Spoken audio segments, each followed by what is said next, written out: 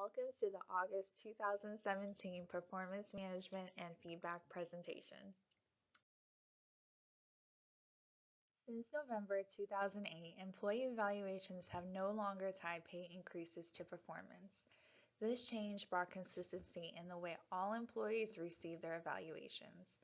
Over time, we have recognized formal annual evaluations are not frequent or motivating enough to help employees perform and adapt to changing work demands.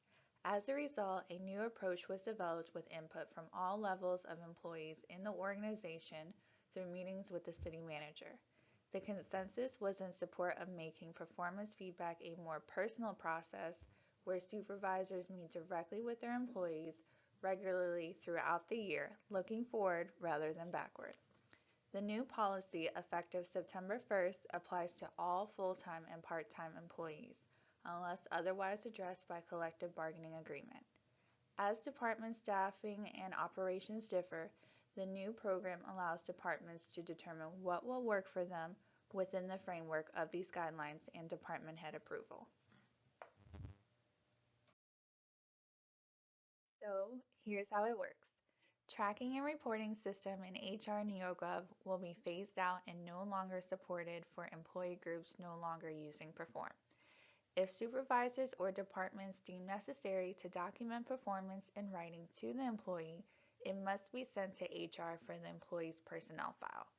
Refer to the city policies or contract provisions regarding other requirements that may apply for probation and promotions. Preparing for and participating in the performance feedback is a two-way communication process involving both the employee and the supervisor.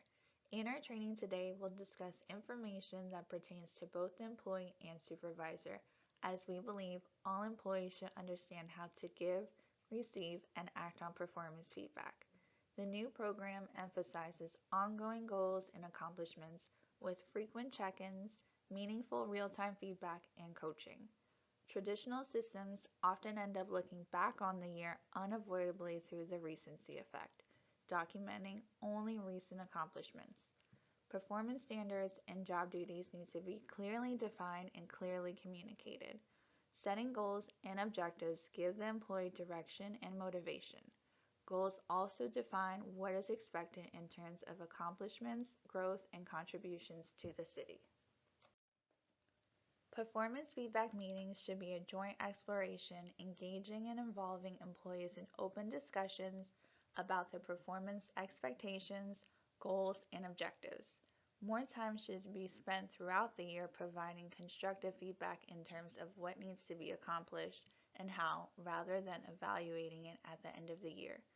While these one-on-one meetings will likely include discussions on short and long-term projects, they are critical opportunities for talking about larger picture performance subjects. For example, career development, reinforcing, recognizing strengths, and/or areas of improvement. Effective performance management without scores and rating categories is more personal and informal. It promotes greater responsibility and accountability at the department management level and gives the employee opportunities for growth. It should motivate employees to perform even better as well as describe what's expected and how to improve. Performance standards expectations should continue to be consistent and clearly explained. It is important to provide simple, clear definitions of what competencies are expected in your department for that position.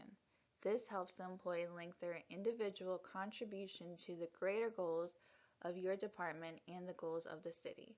Job descriptions help as reference guides. Comments should meet the SMART standards, meaning they should be specific, measurable, achievable, realistic, and time-bound. However, the one-size-fits-all rule may not apply for each employee. Employees want to know what is expected of them, if they are meeting these expectations, ways that they can improve their performance, and, equally as important, they want to receive praise for a job well done. Encourage employees to talk about their performance. Listen, Ask for solutions and ideas to solve problems. Provide specific examples when describing areas of concern. Coaching in the moment or as soon as possible after an event or project to promote learning and awareness about how to improve. Use the opportunity to discuss what could be done differently in the future. Inflated comments provide a false sense of security and are a disservice to the employee. It's also confusing as expectations are not made clear. Address performance and conduct problems appropriately according to city HR or department policies sooner than later. Frequently check in to clarify expectations and provide performance feedback. Make sure you focus on the behavior and not the employee. There's a big difference between saying the employee is a poor performer rather than saying the individual is a poor employee. It is also important to focus on actions and not intentions. As a supervisor, you cannot prove that an employee is not trying, but you can prove that an employee is not succeeding. Discuss ways to improve a situation and agree on a workable solution. Talking honestly and candidly builds trust and openness to discuss difficult subjects. Don't cancel a meeting because you're too busy. Doing so says to the employee the process is unimportant to you.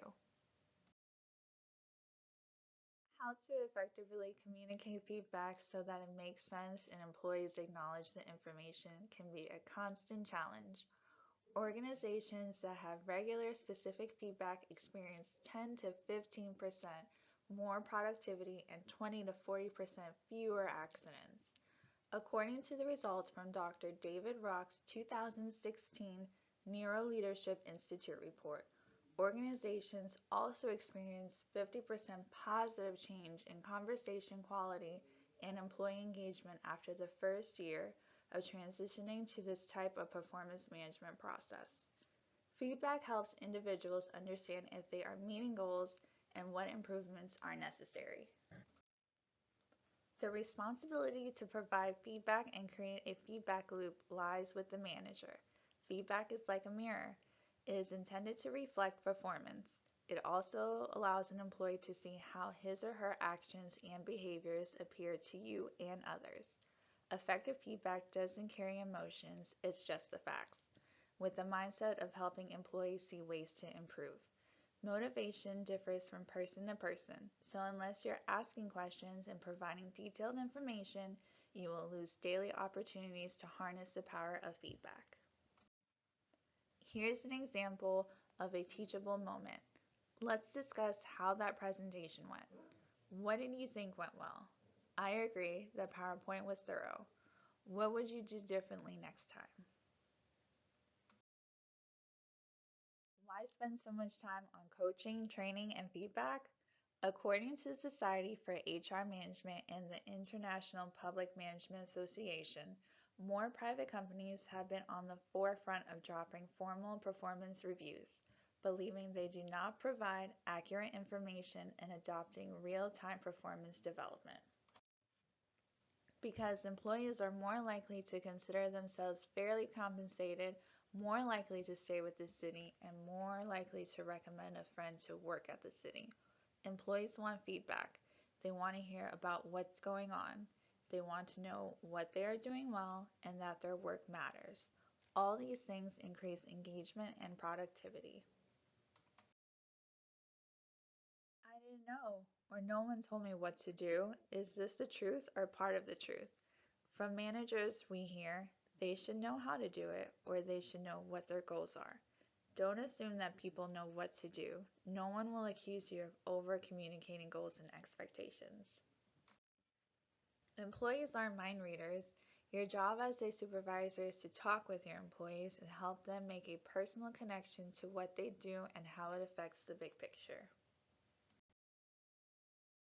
What is praise? Praise reinforces good behavior, provides satisfaction, and praise is a great motivator. Why praise? Praise increases productivity, promotes engagement, commitment, and loyalty. Positive feedback from a manager energizes an employee to grow and change, while negative comments demotivate. Let's talk about constructive feedback. Constructive comments are meant to improve performance and change behaviors. Why do it? Because it opens the door for discussions around unproductive, ineffective methods as well as discussions towards agreeing on ways to improve processes so mistakes are not repeated.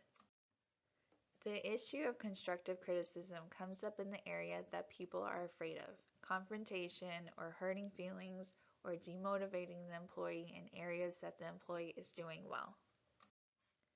These fears arise because we forget the word constructive in constructive feedback. Constructive conversations actually mean something. What it should mean to both you and the employee is that there is a good end in mind. The good end should be tied to the employee as well as the city. In closing, here are the steps to creating a system to keep performance on track. To manage performance, it is important to set clear expectations, provide and ask for feedback on a regular basis, no longer an annual event. Continue to send any documentation to HR for personnel files. Tie goals, expectations, and performance to the big picture by having regular feedback conversations that are tied to ongoing coaching and evaluation between supervisors and employees. Please visit the new Performance Management link for a variety of resources, articles, and tools to assist you. Thank you for attending, and as always, your human resources staff is here to help and support you.